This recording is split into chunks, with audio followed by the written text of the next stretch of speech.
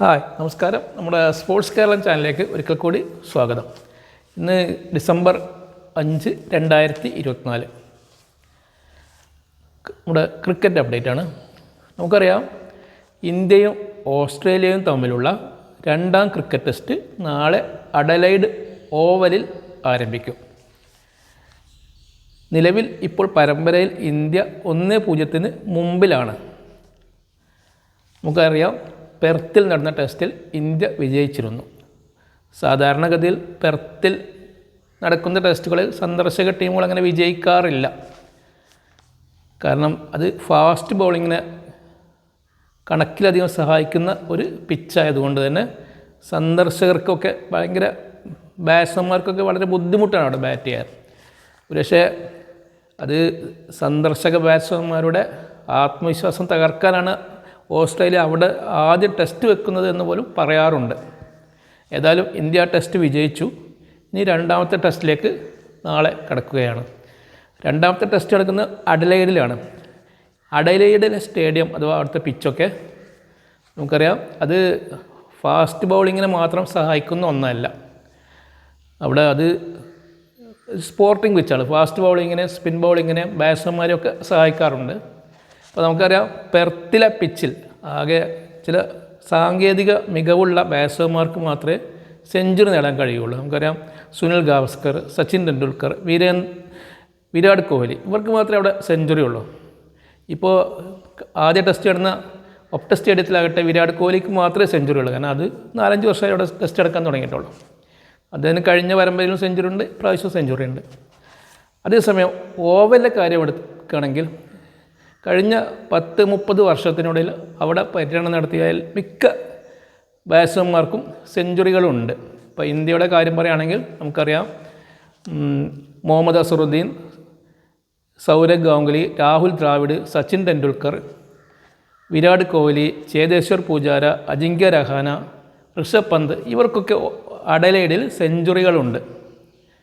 കാരണം അവിടെ കുറേയൊക്കെ ബാറ്റ്സ്മാൻമാരെ സഹായിക്കുന്ന പിച്ചാണ്. പക്ഷേ ചില ദിവസങ്ങളിൽ ഫാസ്റ്റ് ബോളർമാരെയും മറ്റു ചില ദിവസങ്ങളിൽ സ്പിൻ ബോളർമാരെയൊക്കെ സഹായിക്കാറുണ്ട്. അവിടെ ഏറ്റവും കൂടുതൽ റൺസ് എടുത്തുള്ള ഇന്ത്യൻ ബാറ്റ്സ്മാൻ വിരാട് കോഹ്ലി തന്നെയാണ്.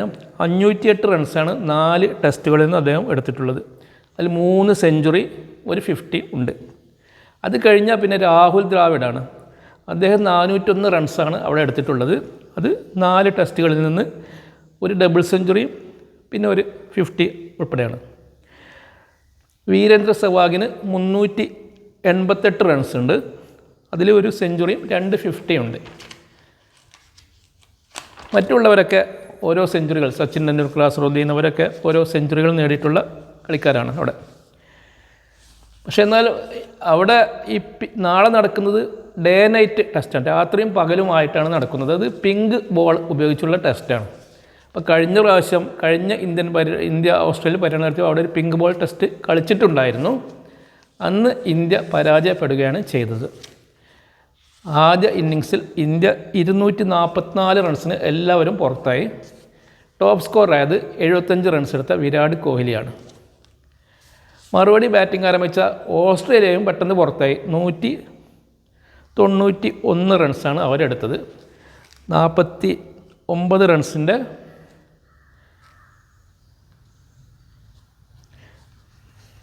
ഇന്നിങ്സ് ലീഡ്, 53 റൺസിൻ്റെ 1 ഇന്നിങ്സ് ലീഡ് ഇന്ത്യക്ക് ലഭിച്ചു.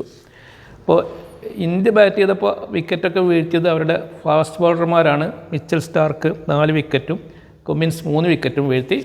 അതേസമയം ഓസ്ട്രേലിയ ബാറ്റ് ചെയ്തപ്പോൾ ഇന്ത്യക്ക് വേണ്ടി കൂടുതൽ വിക്കറ്റ് എടുത്ത് അശ്വിനാണ്, രവിചന്ദ്ര അശ്വിൻ. അതേസമയം ഉമേഷ് യാദവിന് 3 വിക്കറ്റും ജസ്പ്രീത് ബുംറയ്ക്ക് 2 വിക്കറ്റും കിട്ടി. പക്ഷേ രണ്ടാം ഇന്നിങ്സിൽ ഇന്ത്യ അമ്പെ തകർന്നു. ഇന്ത്യയുടെ ചരിത്രത്തിലെ ഏറ്റവും കുറഞ്ഞ സ്കോറിനാണ് ഇന്ത്യ ഔട്ടായത്, 36 റൺസിന്. പിന്നെ വിജയിക്കാൻ 90 റൺസ് മാത്രം ആവശ്യമായ ഓസ്ട്രേലിയ അത് വലിയ ബുദ്ധിമുട്ടൊന്നും കൂടാതെ അടിച്ചെടുക്കുകയും ചെയ്തു. അപ്പോൾ അത്രയ്ക്കാണ് നമുക്ക് അഡലൈഡിലെ നാളത്തെ ടെസ്റ്റിൻ്റെ മുന്നോടിയായിട്ട് പറയാനുള്ളത്. ഇനി നമുക്ക് നമ്മളെ ആഭ്യന്തര രംഗത്തേക്ക് വരികയാണെങ്കിൽ സയ്യിദ് മുഷ്താഖ് അലി ട്രോഫിയുടെ അവസാന റൗണ്ട് മത്സരങ്ങൾ ഇന്ന് നടക്കുകയാണ്. കേരളത്തിൻ്റെ എല്ലാ മത്സരങ്ങളും പൂർത്തിയായി. കേരളം ഇപ്പോൾ നിലവിൽ പോയിൻ്റ് ടേബിളിൽ 3-ാം സ്ഥാനത്താണ്. ആദ്യത്തെ 1ഉം 2ഉം സ്ഥാനക്കാർ മാത്രമാണ് അടുത്ത റൗണ്ടിലേക്ക് പ്രവേശിക്കുക. അപ്പോൾ 1-ാം സ്ഥാനത്ത് ആന്ധ്രയും 2-ാം സ്ഥാനത്ത് മുംബൈയുമാണ് കേരളത്തിൻ്റെ ഗ്രൂപ്പിൽ. കേരളത്തിന് മുംബൈക്ക് ഒരേ പോയിൻ്റാണ്, പക്ഷേ റൺ റേറ്റിൽ അവർ മുമ്പിലാണ്. അതുകൊണ്ട് തന്നെ വളരെ ദയനീയമായൊരു പരാജയം മുംബൈ നേരിട്ടാൽ മാത്രമേ കേരളത്തിന് എന്തെങ്കിലും ഒരു പ്രതീക്ഷയുള്ളൂ. പക്ഷെ അത് പ്രാക്ടിക്കലായിട്ട് അങ്ങനെ ഒന്നും നടക്കാൻ പോകുന്നില്ല എന്ന് നമുക്കറിയാം. മറ്റൊന്ന് പറയാനുള്ളത് ബറോഡയുടെ കാര്യമാണ്. ഇന്ന് നടന്ന സയ്യിദ് മുഷ്താഖ് അലി ട്രോഫിയിൽ ബറാഡോ ഒരു ലോക റെക്കോർഡ് സൃഷ്ടിച്ചു. നിശ്ചിത 20 ഓവറിൽ 5 വിക്കറ്റിന് 349 റൺസ് എടുത്തു. അപ്പോൾ 37 സിക്സാണ് അവരുടെ ഇന്നിങ്സിൽ ഇന്ന് പിറന്നത്. ബാനു പാനിയ എന്നയാൾ 51 ബോളിൽ 134 റൺസ് എടുത്തു, 15 സിക്സും അടിച്ചു. മറ്റുള്ളവരൊക്കെ 5ഉം 6ഉം സിക്സൊക്കെ എല്ലാവരും അടിച്ചിട്ടുണ്ട്. അങ്ങനെ മൊത്തം 37 സിക്സാണ് ഇന്നിങ്സിൽ വന്നത്. അതൊരു ലോക റെക്കോർഡാണ്. ഇത്രയൊക്കെയാണ് നമ്മുടെ ക്രിക്കറ്റിൽ നിന്ന് പറയാനുള്ളത്. അടുത്ത അപ്ഡേറ്റ് ആയിട്ട് വരുന്നവരെ നമസ്കാരം. Thank you.